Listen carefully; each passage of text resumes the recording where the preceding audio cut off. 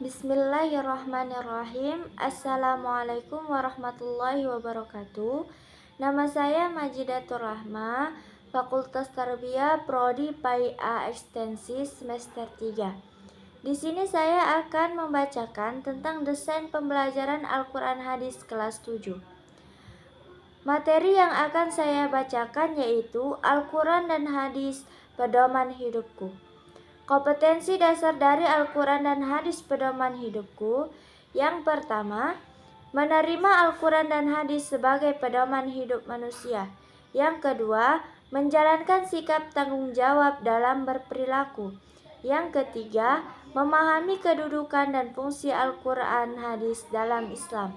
Yang keempat, menyajikan kesimpulan tentang kedudukan dan fungsi Al-Hadis dalam Islam.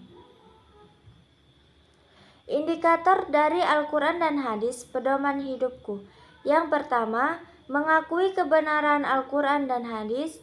Yang kedua, meyakini kebenaran isi Al-Quran dan Hadis.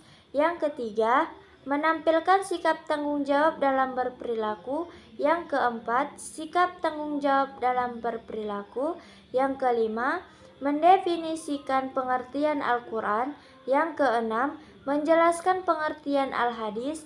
Yang ketujuh, menyebutkan fungsi Al-Quran. Yang kedelapan, menyebutkan fungsi hadis. Yang kesembilan, menganalisis fungsi Al-Quran dalam kehidupan sehari-hari.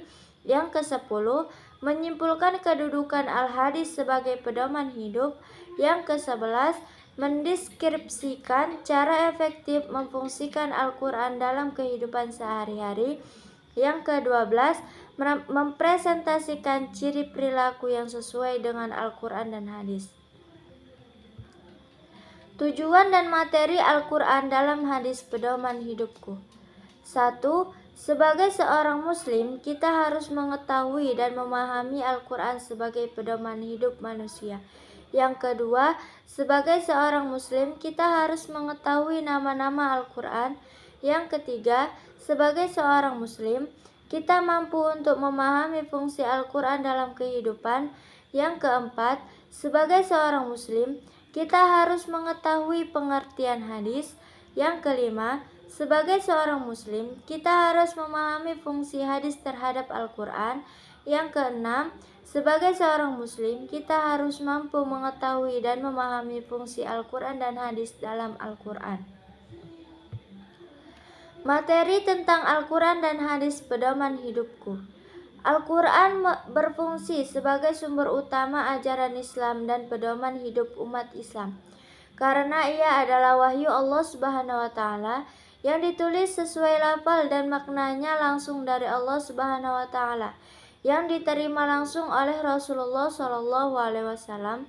Sedangkan hadis berfungsi sebagai sumber utama kedua setelah Al-Quran, karena ia juga merupakan wahyu dari Allah Subhanahu wa Ta'ala yang maknanya dari Allah Subhanahu wa Ta'ala, sedangkan lafalnya dari Allah Subhanahu wa Ta'ala.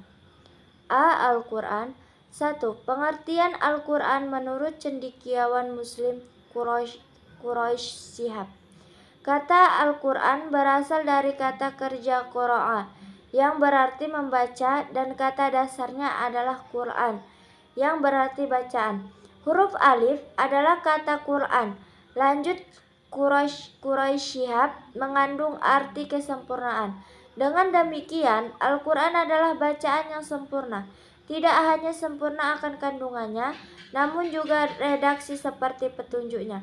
Secara istilah, para ulama memberikan pengertian bahwa Al-Quran adalah kalamullah yang menjadi mukjizat yang diturunkan ke dalam hati Nabi Muhammad SAW. Diriwayatkan kepada kita secara mutawatir dan membacanya dinilai sebagai ibadah. Yang kedua, nama-nama Al-Quran. Allah Subhanahu wa Ta'ala menyebutkan Al-Quran dengan berbagai macam sebutan. Di dalam Al-Quran banyak kita temukan sebutan itu, di antaranya Alkitab atau Kitab Allah. Dapat kita temukan di dalam Al-Quran surah Al-Baqarah ayat 2. Allah Subhanahu wa Ta'ala juga menyebutkan Al-Quran dengan Al-Furqan. Sebutan ini dapat kita temukan di dalam surah Al-Furqan. Fungsi Al-Quran. A. Fungsi Al-Quran dalam Islam. Sebagai petunjuk, Al-Quran menjadi petunjuk bagi manusia secara umum, petunjuk bagi orang-orang bertakwa, dan petunjuk bagi orang-orang beriman. B. Bagi kehidupan manusia. Fungsi Al-Quran bagi kehidupan manusia adalah sebagai Al-Huda atau petunjuk, dan Al-Furqan atau pembeda. B. Hadis. 1. Pengertian hadis. Secara bahasa, hadis artinya baru, tidak lama, ucapan pembicaraan, cerita.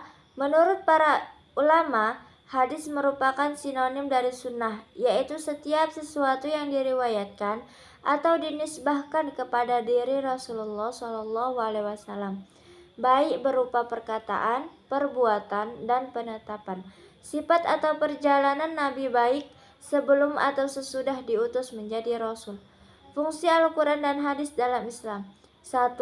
Al-Quran merupakan kitab suci yang terakhir yang diturunkan Allah Subhanahu wa Ta'ala. Kitab Al-Quran sebagai penyempurna dari kitab-kitab Allah Subhanahu wa Ta'ala yang pernah diturunkan sebelumnya, atau Zabur, Taurat, dan Injil. Kitab-kitab Allah Subhanahu wa Ta'ala sebelumnya ditunjukkan hanya pada umat pada zaman tertentu saja. Berbeda dengan Al-Quran yang digunakan oleh manusia siapapun sampai akhir zaman. 2. Sebagai sumber hukum pertama dan utama dalam Islam. Yang ketiga, hadis merupakan sumber hukum kedua ajaran Islam setelah Al-Quran. Yang keempat, hadis merupakan rujukan umat Islam dalam memahami syariat.